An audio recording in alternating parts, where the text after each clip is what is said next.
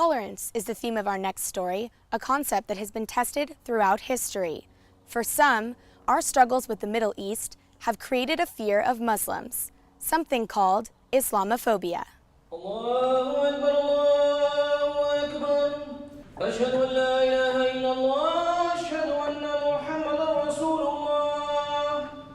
I just sort of equated Islam with, like, images on the news of people rioting in the streets or shooting at American soldiers, things like that. I just sort of had a vague idea that it was sort of an aggressive religion and it had something to do with 9/11.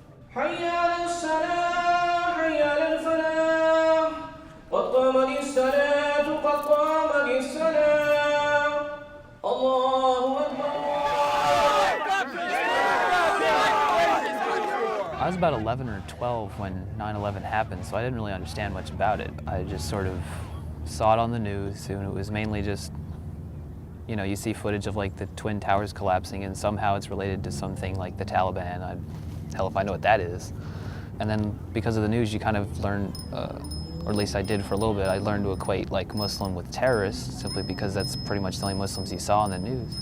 A decade after September 11th, a muted fear of Muslims still exists, but this fear is intensifying once again. There are more Muslims in the U.S. today than ever before. This growing segment of the population has become a topic of concern. A 2009 Gallup poll found that more than 40% of Americans were at least a little prejudiced towards Muslims. This prejudice comes from a fear called Islamophobia. Islamophobia to me means just a constant worry about sort of a rising Muslim population in the world. We are referring to an irrational, emotive response where anything symbolizing Islam, whatever that construct is, produces a sense of anxiety and fear. I always compare it to like arachnophobia or claustrophobia. People know logically, they know up here that, that spiders or small spaces aren't going to kill them, but that doesn't make them any less afraid. You're driving along, you see a mosque, you cringe. That's Islamophobia. Or you hear that a mosque is going to be built. Oh my God, how can we be safe with these people around? That's Islamophobia. My dad tells me he read some pretty hateful stuff. He would tell me about Muhammad once stole his son's wife, or he would go from city to city ransacking, and any survivors, you either converted or you died. And my dad just sort of spouted this off like it was Jeopardy trivia. But he once told me that Muslim warriors would drink camel urine because it was cool, or I don't know what it did. But he really started talking to me about Islam in general because of 9/11.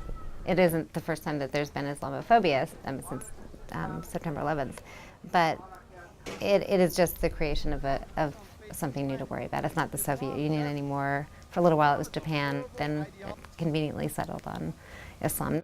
In New York, a group of Muslims have proposed to build a mosque 2 blocks away from Ground Zero, but the fierce debate over the proposal has revealed Islamophobic tensions. More people know about the 5 pillars of faith, and they know that Allah is just the Arabic word for the one God, than they did 10 or 11 or 12 years ago. But are they any less afraid of Islam or Muslims? No. My dad, he was talking about people who were wanting to build the mosque in New York, right around the area where the World Trade Center fell. He talked about it as if it was like a dog peeing on its territory, like, they blew it up, now they want to put a thing there. And on the other side of the country, 90 miles outside of LA, is a small town of Temecula. The city council there gave Temecula Valley Muslims the okay to build their mosque on a 4-acre plot next to the Calvary Baptist Church. Like in New York, this mosque is also facing challenges. We assumed that because it was a small group, it would probably be a relatively modest size building. And so we could have, we weren't real troubled about that. But then when we saw the proposal and saw how huge it was and so on, that became our primary concern. The other issues with Islam were really secondary ones. The Islamic view and the Christian view are quite diametrically opposed. A lot of people try to use the other excuses to cover really the hatred that they have for Islam. And it's about hatred and just misunderstanding. I think the people who were opposing really represent only a small minority. And unfortunately, a lot of them, they were from outside this community. They were not even residents of this area. It's always going to be the case that some people have hardened opinions and they're not going to change from their point of view. But we found that that's the minority. But that doesn't mean they don't pose a threat. You're free to leave! Go back where you came from! Any kind of fear and hate that exists out there, even if it's from a small group of people, is like a cancer. You only need a few cancer cells to really hurt a human body. And so if it's Islamophobes that are defining Islam and defining Sharia, they will define it into a thing that must be exterminated. Despite Sharia's ambiguity, 14 states have banned its practice. That's right! We do the Bill of Rights! We don't do Sharia! I do have a concern for the tenets of Sharia law and the objectives of Islam. I have a great deal of concern for that. I've read the Quran. It's undeniable that it does require of its followers the eventual takeover of all of the world by the philosophy of Islam. Even violent means are suggested in the promotion of those ideas. My dad, he did mention that he once read the Quran and the Hadith. In them he found commands to, if people don't want to convert, you kill them, or things like that, pretty violent things. And being a kid, that's what you hear, then, oh, that's horrible, why would someone do that? Some Muslims read the Quran and they see in it a clear injunction for the hijab. Some Muslims read the Quran and see in it a clear injunction for the niqab, covering the whole face. Some Muslims read the Quran and they see neither an injunction for the niqab nor the hijab.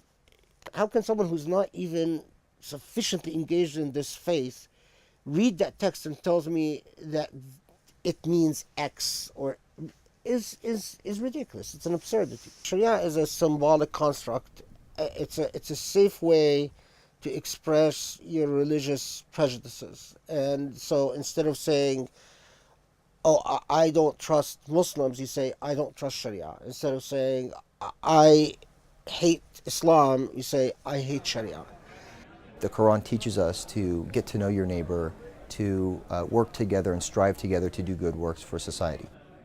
Jihad Turk is a director of religious affairs at the Islamic Center of Southern California and a prominent interfaith leader in the community. When I first came on board, I said, what is really important for me as a religious director to be involved in? And pretty uniformly, the focus was on religious services, youth, and interfaith. Assalamu alaikum. Assalamu alaikum.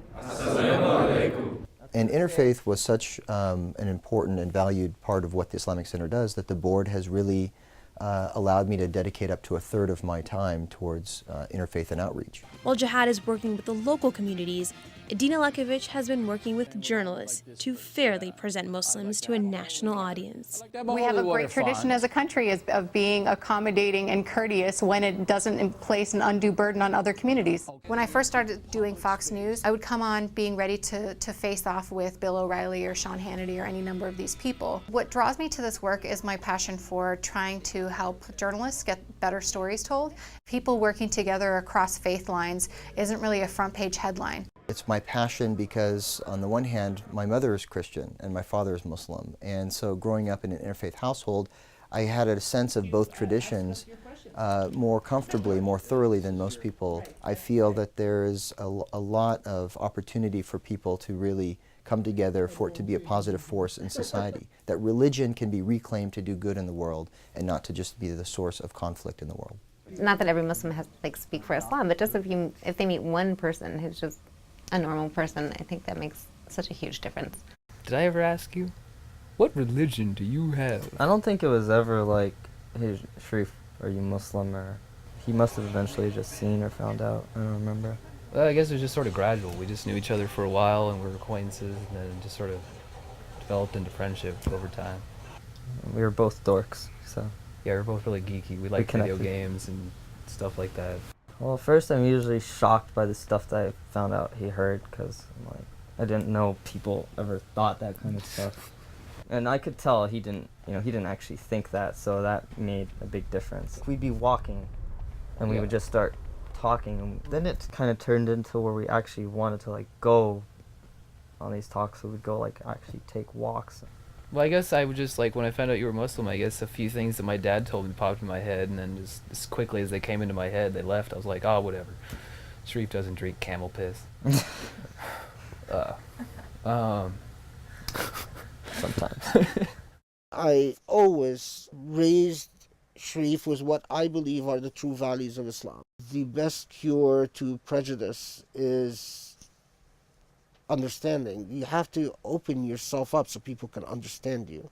Everyone's gonna think their own extreme things, and that can be dispelled by, people like me. We have to be able to speak for ourselves in order for anything to change. Our hope is to overcome fear through truth and through familiarity. I think most people in general are basically good, and if they ever did learn the truth, they would be more open and tolerant.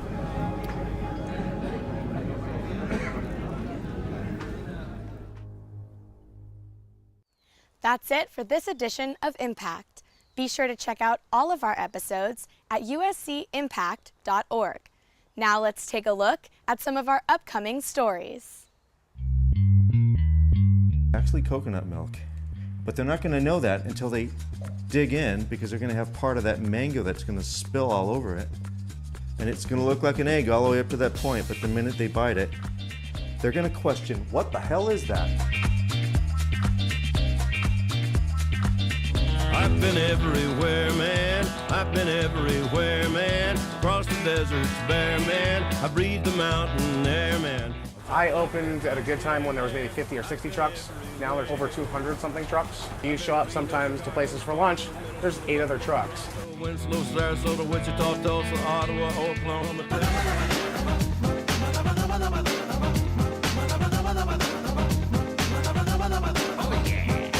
My parents had been avid dumpster divers in the past and are strong advocates of not wasting or consuming things that would have gone to waste. And I went dumpster diving with my uncles when I was younger. But as a kid, I thought it was really gross, and I was embarrassed because as a kid, you just want to conform.